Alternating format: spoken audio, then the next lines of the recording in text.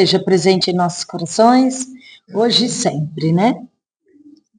E vamos aos trabalhos da nossa casa, né? Todas as segundas-feiras nós temos a nossa palestra, os passes e a água fluidificada. Às terças-feiras nós temos o estudo do Livro do Espírito, né? Que ainda continua, né? Né? Começa às 8 horas da noite, quem tiver interesse. Nas quartas-feiras, nós temos a nossa sopa fraterna. Começa 12h30, 1h, onde é confeccionada a sopa e entregue aos todos os assistidos aqui do bairro, né? Quem tiver interesse em vir, poder colaborar, ajudar um pouquinho, participar, ver como que é, fiquem à vontade, tá? Às quartas-feiras. Às quintas-feiras, nós temos a nossa vibração online, né? Onde é feita por via Meet. A gente... Quem tiver interesse, deixa o número do celular com algum de nós aqui. A gente, às 8 horas da noite, posta o link. E é um dia onde nós podemos vibrar pelo nosso bairro, pelos nossos trabalhadores da casa, pelos trabalhos que a casa, né, oferece, para o nosso bairro, para a nossa cidade. Vibrar por todos.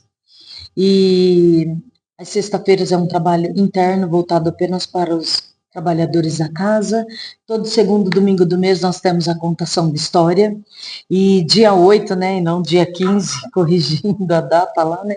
Dia 8 nós vamos ter a nossa contação de história, com o tema, né, festa junina, onde nós vamos poder compartilhar com as crianças, além da história dos ensinamentos de Jesus. A gente vai preparar um café da manhã bem especial, né, da festa junina. Então, quem puder vir, colaborar, ajudar, as portas, vamos precisar bastante, hein? No dia 8 de junho, às 9 horas da manhã. Quem tiver conhecido, convidar as nossas criancinhas. Nós temos quem tiver interesse, é só chegar um pouquinho mais cedo, porque nós temos a entrevista, né, para quem estiver precisando de um tratamento espiritual, né, material, tiver interesse, só chegar um pouquinho mais cedo que a gente faz a entrevista com os médios da casa, né?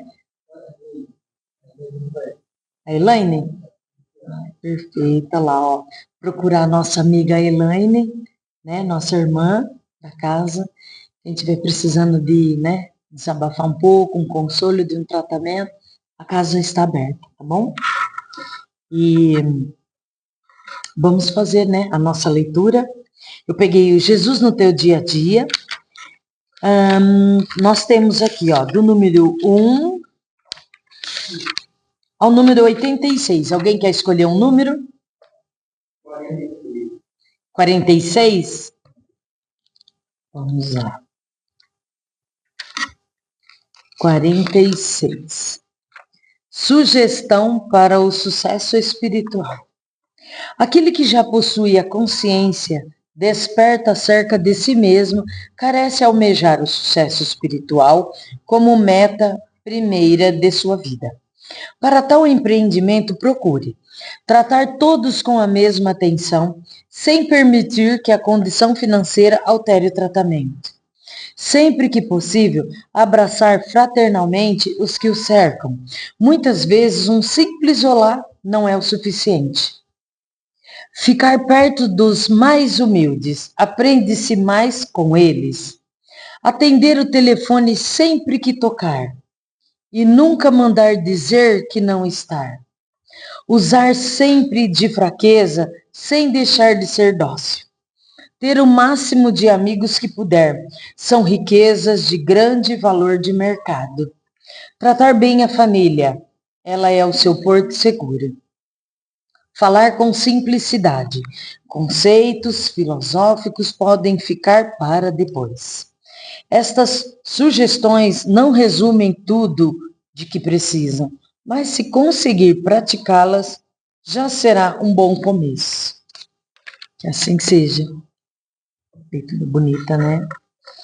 E assim, meus irmãos, vamos então fechar os nossos olhos, elevar os nossos pensamentos ao alto, deixar todos os nossos problemas no lado de fora, né? Vamos sentir a energia, nos concentrar, pois esse momento, né, de encontro, de aprendizado, Hoje nós temos essa oportunidade de estarmos reunidos com um único propósito, né?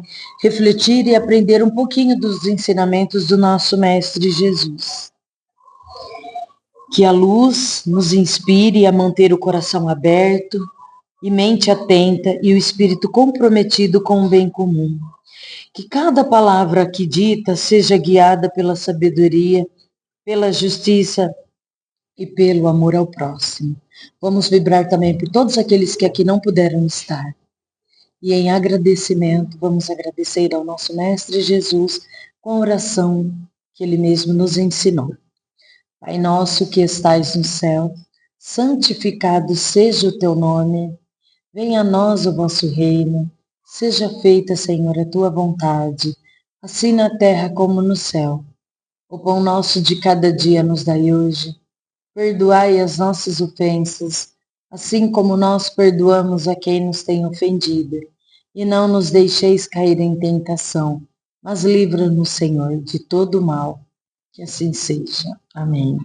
E hoje, né, a nossa palestrinha, a nossa reflexão está a cargo do Diego e da mãe dele, a Dona Elaine. Vamos acolher com muito amor e carinho.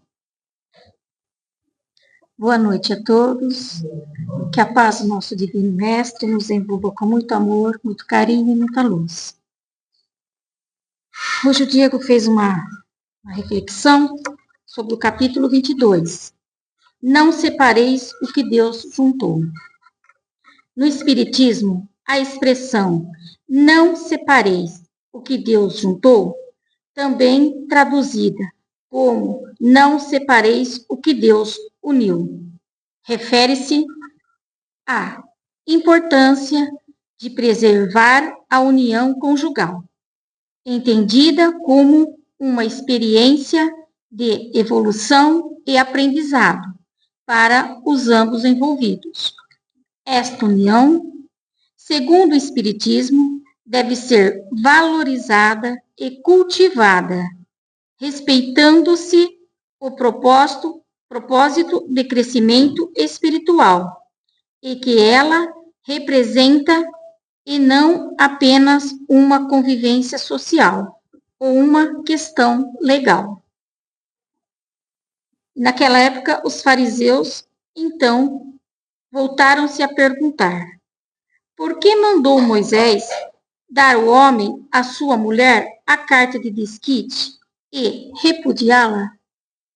Jesus explicou que Moisés agiu desta maneira pela dureza dos corações, mas no princípio não foi assim. Compreendemos que além da união dos sexos, deve haver a união de almas, a afinidade espiritual, o cumprimento da lei do amor, quando os dois formam uma só carne. Aí, então, justifica-se a recomendação de Jesus: não separeis o que Deus juntou. Mas, como fazer se a harmonia que deveria reinar não acontece entre um casal? É neste sentido que Allan Kardec, que na questão 940 de O Livro dos Espíritos, indaga: a falta de simpatia entre os seres destinados a viverem juntos não é igualmente uma fonte de sofrimento, tanto mais amarga quanto envenena toda a existência. Também os fariseus vieram ter com ele para o tentarem e lhe disseram: será permitido a um homem despedir-se de sua mulher por qualquer motivo? E Jesus respondeu: não lestes que aquele que criou o homem desde o princípio, ou criou o homem e a mulher, e disse: por esta razão, o homem deixará seu pai e sua mãe, e se ligará à sua mulher, e não farão os dois senão uma só carne. Assim, já não serão duas, mas somente uma. Não separe, pois, o homem o que Deus juntou. Mas, Porque então retrucaram eles: ordenava Moisés que o marido desse à sua mulher um escrito de separação e a despedisse. Jesus respondeu: foi por causa da dureza dos vossos corações que Moisés permitiu. Mas no começo não foi bem assim. Por isso eu vos declaro: imutável só há o que vem de Deus. Tudo que é obra dos homens está sujeito a mudanças. As leis da natureza são as mesmas em todos os tempos e em todos os países. As leis humanas mudam segundo os tempos, os lugares e o progresso da inteligência. No casamento, o que é de ordem divina é a união. Quis Deus que os seres se unissem não só pelos laços da carne, mas também pelos laços da alma, a fim de que a afeição mútua dos esposos lhes transmitistes aos filhos o que fossem dois, e não um somente, a amá-los, a cuidar deles e a fazê-los progredir.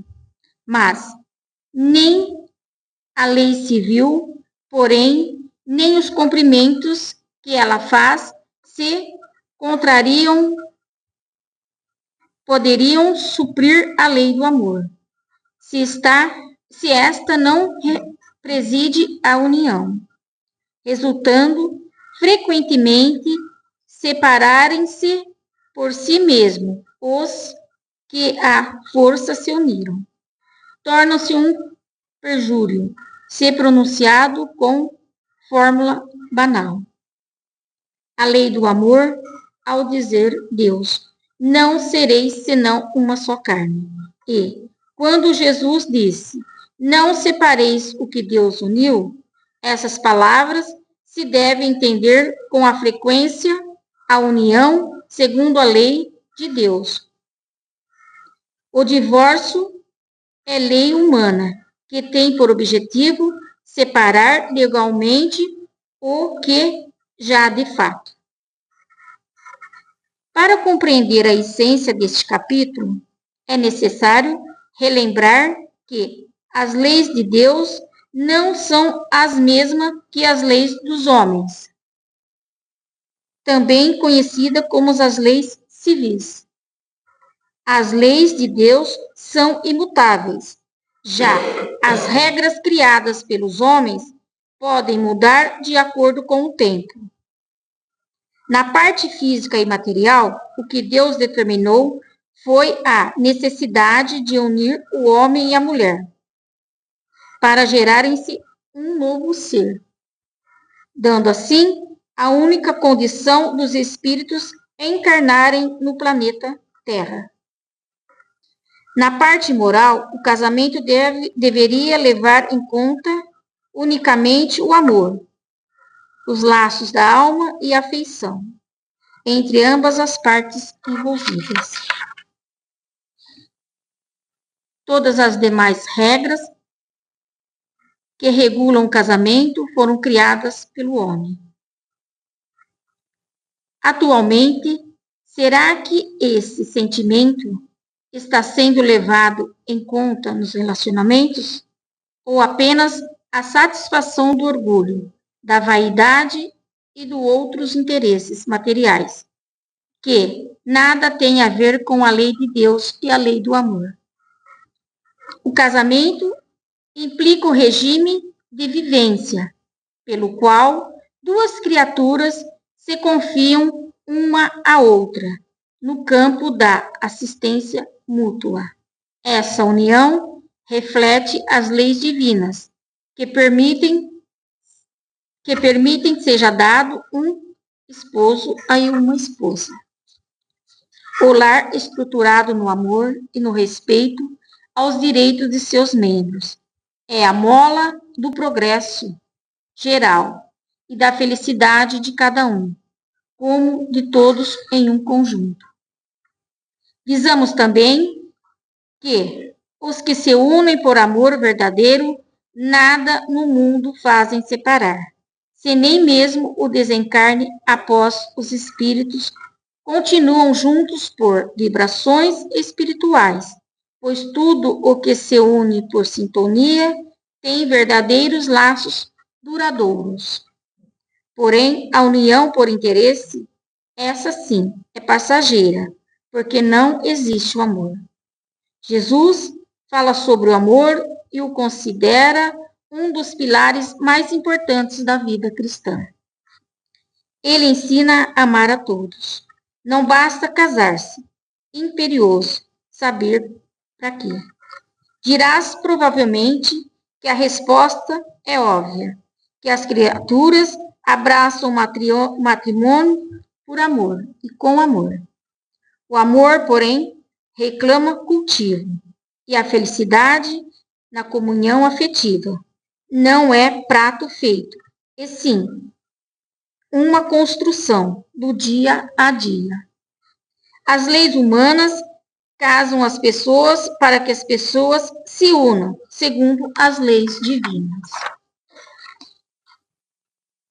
Ergueste o lar por amor, e tão só pelo amor conseguirás conservá-lo. Não será exigido isso ou aquilo de quem te compartilha.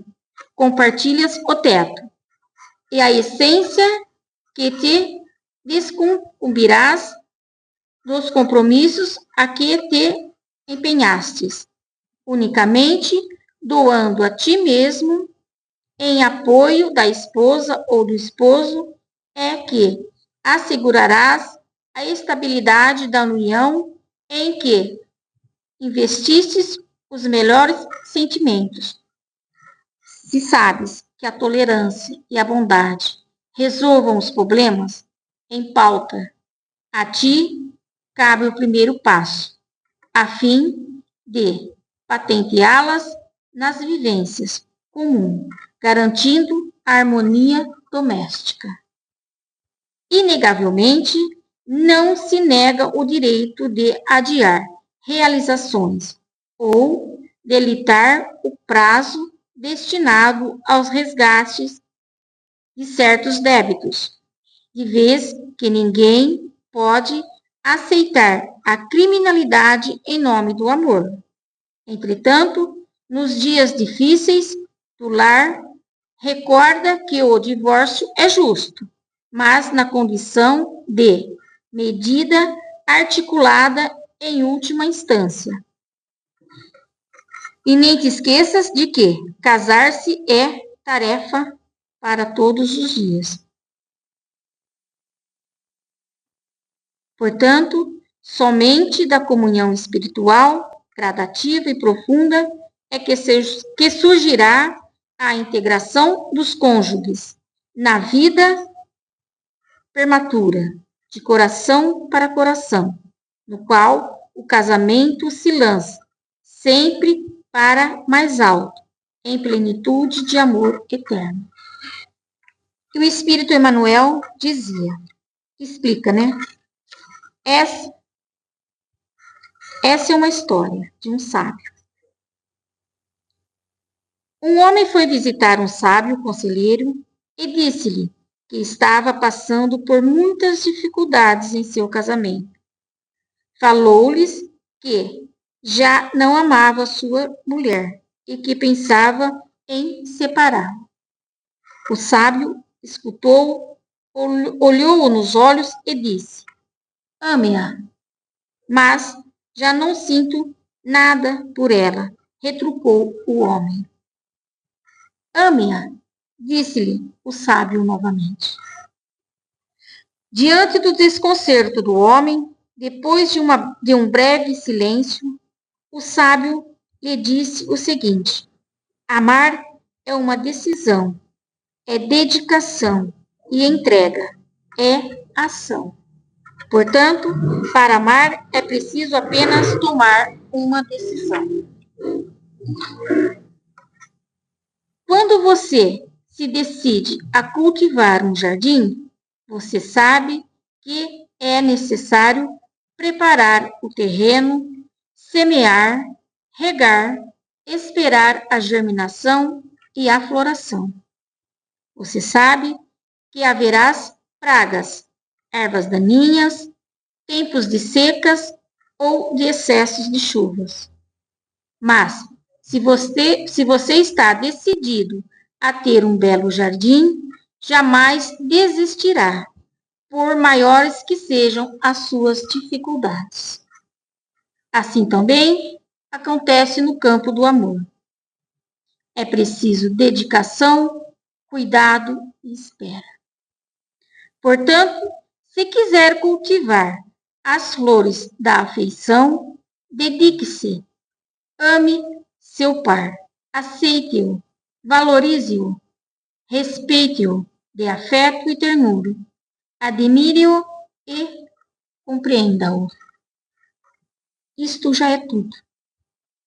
Apenas ame. O amor é a lei da vida. Se não houvesse amor, nada nesta vida faria sentido.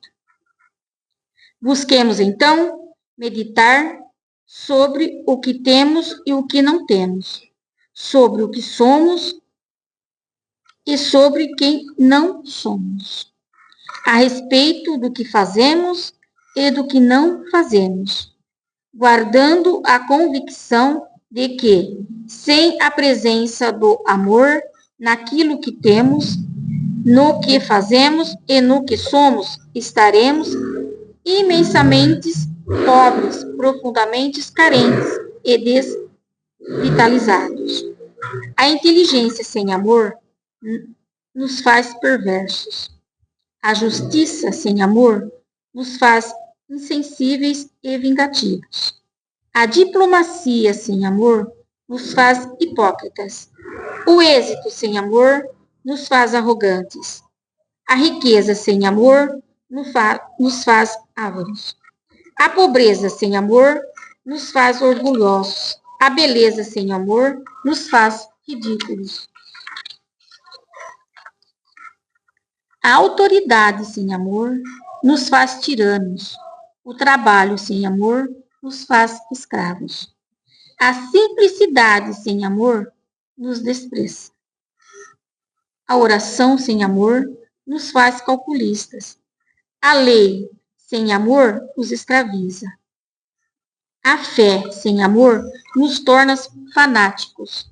A cruz sem amor se converte em tortura. A vida sem amor. Sem amor, a vida já não tem sentido.